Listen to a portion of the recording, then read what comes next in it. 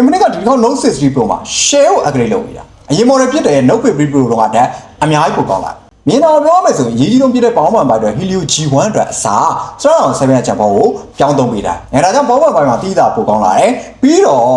6 nanometer ကနေ4 nanometer processor ကိုပြောင်းသုံးပေးလိုက်တဲ့အတွက်ပေါ့နော်။ power efficiency ပိုင်းလည်းပိုကောင်းလာတယ်။နောက်လို့ဆိုရင် 5G support ရလာတဲ့အားသာချက်လည်းရှိတယ်။ဒီဖုန်းမှာထူးခြားတာက Automatic Display ပါဒီကောင်လေးမှာကျွန်တော်သဘောကျတဲ့အချက်နှစ်ချက်ရှိတယ်ပထမချက်က display panel ကိုအပြောက်ရိုက်ပေးတာပေါ့နော်အဲ့လိုပြောက်ရိုက်လိုက်တဲ့အတွက်ဒီဖုန်းဒီဇိုင်းကိုအနောက်ရှက်မဖြစ်တော့ဘူး clean look ရသေးတယ်ပေါ့နော်ဒါလေးကသဘောကျဖို့ကောင်းတယ်ဒုတိယချက်ကတော့ customization ပိုင်းပါဒီမှာသူပေါ်စီချင်တာကိုစာရိုက်တယ်မလားအဲ့ဒါမှမဟုတ်ပုံလေးဆွဲပြီးပြချင်တာစိတ်ကြိုက်လုပ်လို့ရတယ်ဗျာသူတို့ဒါကိုအဖြစ်တည်ပေးလိုက်တာပုံတော်သလိုလုပ်ပေးလိုက်တာမဟုတ်ဘူးလို့ပြောရမယ်ဒီ Infinix Note 60 Pro က Note 50 Pro တော့တီးတာပိုကောင်းလာတဲ့အချက်တွေထဲမှာ display ပိုင်းလည်းပါတယ် refresh rate ကအရင်လို 144Hz ဆိုပေမဲ့လည်းပေါ့နော် display resolution ပိုင်းမှာ 1080p ကနေ 1.5K ဖြစ်သွားတယ်ပြီးတော့ brightness နဲ့ scroll resistance ပိုင်းတွေမှာပိုကောင်းလာတယ်ကင်မရာပိုင်းမှာတော့စမ်းသာပြောင်းလဲလုပ်ထားတာရှိပေမဲ့လည်းပေါ့နော် Note 50 Pro တော့နဲ့ရှင်တီးတာ improve ဖြစ်လာတယ်လို့မခံစားရဘူး selfie ပိုင်းမှာဆိုရင်32 megapixel ကနေ13 megapixel ဖြစ်သွားတယ်အဲဒါပေမဲ့ 4K view တွေရိုက်လို့ရလာတယ်ပြီးတော့အခုလိုမျိုးလောက်ရတပ်ပုံတွေရိုက်လို့ရတဲ့ live photo လည်း Infinix ကပထမဆုံးအနေနဲ့ support ပေးလာတယ်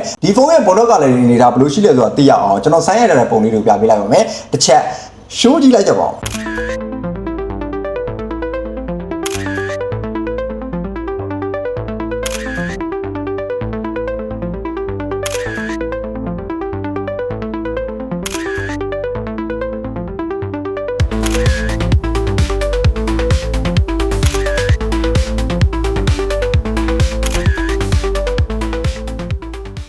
ဘက်ထရီပိုင်းတော့6500 mAh ပါလာမို့ improve ဖြစ်လာတယ်ကျွန်တော်တက်တော့ပေါ့နော်တနားစမ်းသုံးကြည့်တဲ့အခါမှာဘက်ထရီက 4% ပဲကုန်တာတွေ့ရတယ်ဆိုတော့ဒါ social media ဘာညာသုံးဖို့ရွေးမဲ့သူတွေအတွက်မစိုးလို့ပြောရမယ်ပြီးတော့ total button တွေကိုထိန်းနိုင်ဖို့အတွက်ဒီ 3D ICE ကို Viva Chamber cooling system ကိုထည့်ပေးထားတယ်charging ပိုင်းကတော့ Note 50 Pro ကလည်းပဲပေါ့နော်90W နဲ့ 30W wireless charging တွေကို support လုပ်ထားတယ်သဘောကျဖို့ကောင်းတာ wireless charger ကိုပါဘူးထဲမှာတစ်ခါထည့်ပေးတာပါဒီချက်ကမိုက်တယ် channel ပိုင်းတွေကိုပြောရမယ်ဆိုရင်ကျွန်တော်တို့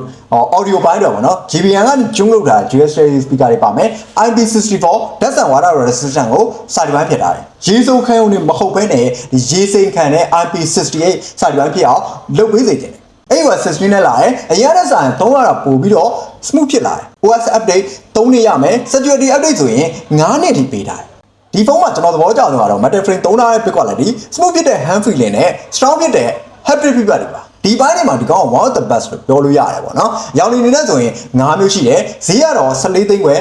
100ရောက်ပါတကယ်လို့အဲ့လောက်တွေမသုံးချင်ဘူးဆိုရင်တော့ဒီ12သိန်းနဲ့ Note 60ရှိမယ်အဲ့ကောင်ကြီးကတော့ Dimensity 9400 Ultimate နဲ့ဖြစ်သွားမယ် Automatic Display မပါတော့ဘူး 45W wire charging ဖြစ်သွားမယ်ပေါ့နော် Pro မှာက RAM 12GB storage 256GB ပါပြီးတော့ Geo မှာ RAM 8GB storage 256GB ဖြစ်သွားမယ်ဒီပိုင်းတွေလောက်ပဲကွာတယ်ပေါ့နော် channel ပိုင်းတွေအတူတူပဲနောက်တော့ဆိုရင်10သိန်း9900နဲ့ Note S ဆိုတာလေးလည်းရှိအောင်မယ်အဲ့ကောင်ကြီးကတော့မှန်ခုံး display နဲ့ပပလုံးလုံးချစ်ချစ်လေးကင်လို့ရအောင်လုပ်ပေးထားတာပေါ့နော် Note 60 Pro နဲ့ hand feeling ရော big quality ပိုင်းမှာကွာတယ် Ultra wide camera မပါတော့ဘူး wireless charging မရတော့ဘူးဘာမှမပါတော့ Dimensity 6 nanometer chipset ကိုသုံးပေးထားတယ်။ Channel display ပိုင်း battery နဲ့ charging ပိုင်း RAM နဲ့ storage တွေကတော့ Note 60နဲ့အတူတူပဲ။အဲဒါဆိုတော့ Infinix Note 60 series ကဘယ်လိုဖုန်းတွေလဲဘယ်ပိုင်းတွေကိုဦးစားပေးထားလဲဆိုတော့အများသိသားကြမှာနေပါတယ်။တကယ်လို့ဒီဖုန်းတွေနဲ့ပတ်သက်ပြီးတော့တခြားသိချင်တာရှိရဆိုရင် comment အောင်မေးလိုက်ပါ။ကျွန်တော်ပြန်ပြပါမယ်။ကျွန်တော်တို့တော်စင်ပါ။ဟုတ်ကဲ့